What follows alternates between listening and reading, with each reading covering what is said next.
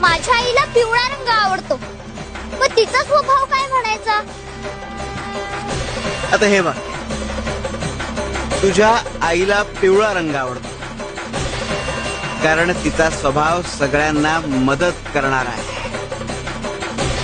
चोळाला निळा रंग आवडतो कारण तो स्वाभिमानी आहे. आणि राधाक्काला म्हणजे तुझ्या आजीला लाल रंग आवडतो कारण तिचा स्वभाव सगळ्यांवर प्रेम करणार आहे. स्वागत नाही, ती दाखवत नसती ना तरी आहे तसं.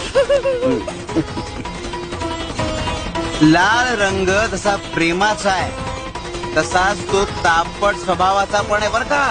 आणि चंदाताईला तिला हिरवा रंग आवडतो. पण तिला हिरवाच